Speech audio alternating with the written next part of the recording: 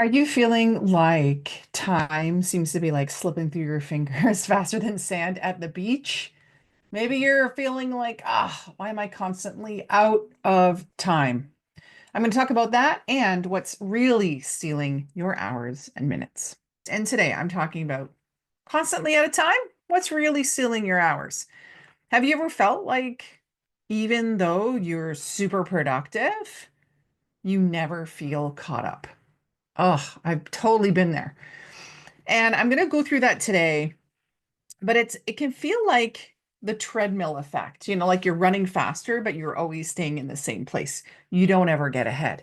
Or that you just have to keep going in order to try to get everything done. And the thing is that even when you have like a completed to-do list, it doesn't bring relief because more is there, more is still in your mind, maybe more is keeping you up at night. A lot of people think, I just need better time management. But the thing is, it's only a half truth. Yes, you need to manage your time better. But the thing is, the stuff that could be in your time, there could be a different, deeper issue that's causing this. And really, efficiency isn't the problem. A lot of times we are super efficient. We're very streamlined in how we do things, very systemized. But there's just a specific amount of capacity that we have. And we just can't get beyond that. We can't increase the capacity. Now, in other episodes, I've talked about like emotional bandwidth, emotional capacity, emotional, different other emotional pieces where you're overwhelmed and you can't do things. However, this is different, right? There is a capacity for what we can get done in the time. And if you're like, oh, I just need to color code my calendar, that can help. That's not going to solve though these deeper issues. So, one thing to do is to do the 72-hour time detective challenge. It's just simple 3-day time tracking. Write down for 3 days, for 72 hours, every single thing that you're doing. And so if you're scrolling your phone, if you're replying to email, if you're taking a call from a family member, if you're doing laundry, write everything down for the next 3 days. Make a note to do that. Grab a journal, whatever it may be, put it in your calendar, because this is going to help you to figure out what surprising drains are there. I'm going to share a few of these leaks, time leaks with you that you've normalized these things that are draining you. And it might not even be that they're draining your time. It could be that they're draining you emotionally, mentally. So we're going to talk first about these hidden time leaks. So multitasking and switching context, meaning you could be doing a similar thing and then switching to something else that's very similar, but we don't have a context switch. So, for example, if you were working on, something that I have coming up is the launch of the Dynamic Women Leadership Secrets book. And so the context is around that, promoting that. And so we're going to have the Eventbrite, the Facebook event platform. We're going to have all the banners and images and everything. So all of that is around the context of that event, right? And then another example could be the context being social media, all the social media pieces. And so when you don't have to switch context, so you're maybe switching between a blog and then emails and stuff, or multitasking, this is when your efficiency starts to drop. And studies show multitasking drops efficiency by 40%. And that's huge. That's huge because you are getting kind of starting to get deep into something, and then you kind of almost have to backpedal or you lose the progress you've made to start going down a different path. I want you to think of it almost like a fork in the road. If you start going this way and you want to go down the other path, you're like having to cut back in order to go forward in the other direction. So if you're going to be multitasking, it has to be more about doing something that's maybe physical with something that needs your mental strength or emotional strength. For example, I will often be like listening to a book while I'm folding laundry. Or I could be walking while I'm taking a call. Okay. So one of them uses my physical and the other uses my mental. I'm not trying to do two mental things at the same time. So I'm not writing a blog and then going and checking email because it takes away from the progress I've already made. The next piece that could be a time leak for you. So first one is multitasking, context switching. The next one is micro decisions accumulating. So if you have to continuously make all these micro decisions or even decisions in general, it's going to make you feel tired. So for me, the more decisions I can kind of make at night means that I'll be fresher in the morning. So things like, what am I going to wear? What am I going to eat? And what am I achieving in my day? So if I can figure out those three things at the end of the day, it means I don't have to do it at the start of the next day. And because I'm not actually doing those things, I'm just making the decision. It makes the next day so much smoother. My clothes are out. I know to put them on. My calendar set. I know what I'm doing. And so if you can stop trying to make those micro decisions all day long, like what should I work on now? Where do I need to be? What am I going to do? Then you're going to be able to be a lot more efficient and get a lot more done and just feel better, right? Because you won't have decision fatigue. Also, let people around you make decisions. People on your team, people in your family, friends, whatever it may be, have them start making decisions. And if you're like, but how do I do that? They don't want to make decisions. Well, you could just ask them. What would you do in this situation? What would you do? How would you reply? Why don't you let me know? And then at least they're getting you started on it, right? Another thing that could be just not just leaking, sucking your time is being everyone's backup plan. Oh, it's okay that I forgot my water bottle because mom will drop it off for me at baseball practice. Can you tell that these are very specific examples? It's okay that I wasn't there in time for the bus because I can just call my friend and she'll come get me. Or, oh, I didn't get that report finished. I'll just lean on someone from work. Or, oh, it's okay. I don't have to get gas because my wife will get it on her way out. So if you're constantly kind of picking up after others, having to do things, having to help everyone else out, it's going to cause your time to suck. And for a while, this is going to be setting boundaries for you, right? In order to get them to be able to really step up. There's also another time leak is emotional labor. And a lot of times this is invisible. There's a lot nowadays around mental load and mental labor, but emotional labor is huge too. I know for me, if I'm at an event, if I'm coaching clients, I need to have buffer time after, buffer time before, because it's emotional labor to be on. And I know I'm being authentic, I'm being real. But when I'm meeting people for the first time, I'm not going to be like, nice to meet you. If I'm feeling tired, I'm not going to show I'm tired, right? With my friends, with people I know, they might say, how you doing? I say, oh, I'm just feeling a bit tired, right? I might be good with them. But a lot of the work we do, especially with our children, when they're frustrating us and we have to try to have patience, or when we're asked a third time where something is, and it's obvious if someone just checked, and we're trying not to freak out about it, there's a lot of emotional labor that goes on there. Plus, oh, hey, high achievers, we have the fun thing of perfectionism. And perfectionism in disguise, like, oh, I just have to work on this more. I just have to do a better job. Or I can't finish it because it's not going to be perfect and I'm going to keep procrastinating on it. Right. So these are a ton of time leaks. I want you right now to be thinking about which ones are actually troubling you. So multitasking, context switching, making too many micro decisions and having decision fatigue, being other people's backup plan, invisible emotional labor, and perfectionism.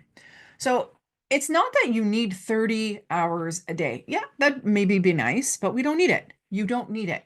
So there are time leaks, but there's also time traps. So let's go through those. I want you to think about which one of these are keeping you stuck. Do you ever have like a false urgency which confuses important with urgent. So there's a very big difference here. And so if something is urgent, that means it has to be done now. But things that are important should be at least scheduled to do at a specific time.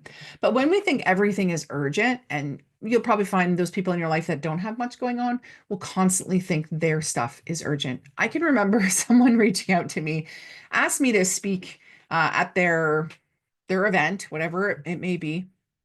And this was me giving back to an association that I'm a part of. And I think the event was maybe 6 months down the road. And they were like, "Do you want to do it?" And I was like, "Yes, I'd love to do it." And then they're like, "Okay, can you send us your headshot and send us your description and send us?" And I'm like, my head, I'm like, this is 6 months from now. This is 6 months from now. You don't need this from me now.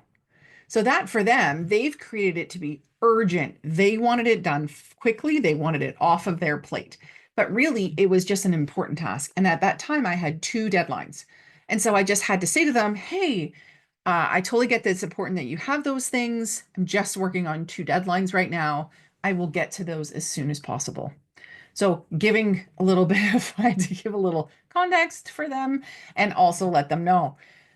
So don't have false urgency. Don't think that everything, right? If our phone goes off, it's funny because my husband and other people maybe don't like it as much. I have my phone always on silent, or as in when I was in Japan on manner mode. And it means that my phone doesn't ring and it doesn't buzz and there's no noise. And even more so, I will place my phone face down so I don't even see it light up.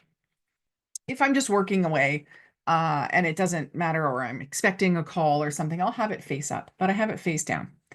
And so in this case, when someone calls you, I screen my calls. I don't answer. So if it's a friend, I'm like, "Oh, cool. I'm going to call that friend back when I'm folding my laundry. I'm going to call them back on my walk today. I'm going to call them back later." Sometimes I'm just like, "Hey, what's up? Can I call you later?" I'll text them because I want to be focused on my important tasks and not thinking that a text, a phone call, an email, a notification is urgent. It's something that I will get to. So instead, just schedule the important tasks so you know to get to them. That leaves then space for urgent, and it's going to reduce your cortisol level because if everything's urgent and you think everything has to be done, oh my goodness, it's just going to work at you. So the other thing is, and this is especially what I've noticed with people who have virtual assistants, or even before that, they are doing all the tasks, right? And so a way that you can be trapped and stay stuck is that you keep working on low impact tasks. And so that's why if you write down everything you're doing for 72 hours, you're going to see where the time shift needs to happen.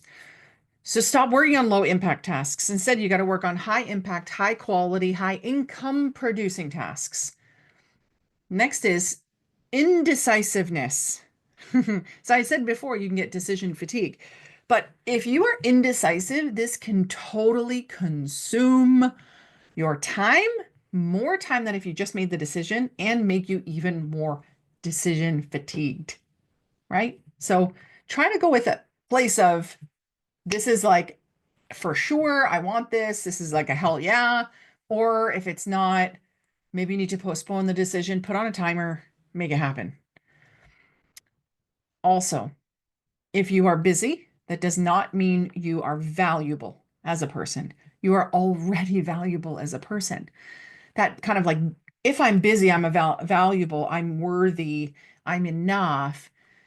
That kind of equation, though wrong, often gets internalized. "Oh, I'm so busy, I'm so important." Actually, when people say to me, "Oh, you're so busy," I'm like, "Oh, shoot." I don't want to be busy. I don't want to be busy. I don't want to be perceived as busy, right? But that's the thing, that if you've internalized that, you're going to continuously be busy, losing time, right? Making things last longer than they should because you feel like your value comes from that, and it doesn't. So, what do we do if I'm saying that your time doesn't need to be managed?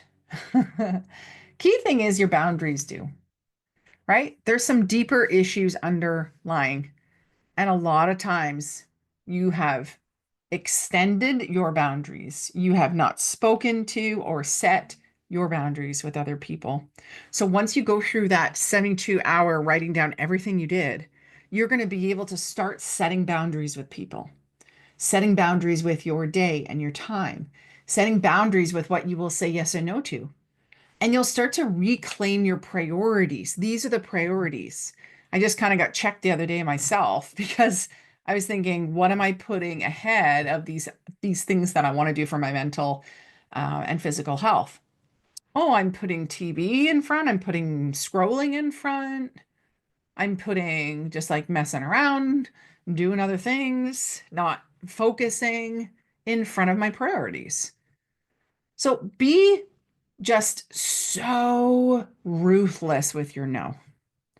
I get that we have obligations. I get that we have people that count on us. I get we have jobs and clients that need us. But be a little bit ruthless with your now. No, that's so powerful to just say no, thanks. No, thank you. And when you do want to start time blocking, the things that should be in your calendar, right? Not the things that are other people's agendas that really aren't, they should be doing it. And not things that are wasting our time or holding us back, but time blocking the things that actually we should be doing, those high income, high impact tasks, goals, commitments, meetings, that will help you to start honoring your energy. Because when we're doing the things we're supposed to be doing, we will be in resonance, we will have high energy. But when we're on the flip side and we're doing these things that like are so frustrating for us, or we know we shouldn't be doing, that's going to bring dissonance, which is kind of like sandpaper friction, right? And then also have a few buffer zones between activities. I really like the idea of having like a default schedule for your day where about 80% of your day, of your week is planned, right? So this is my default schedule. I wake up, I do this, I get ready, I eat this, or I eat one of these three things. Then my kids go to school, I go for a walk, I come back, I do this. Then I'm ready for a client at 10 o'clock.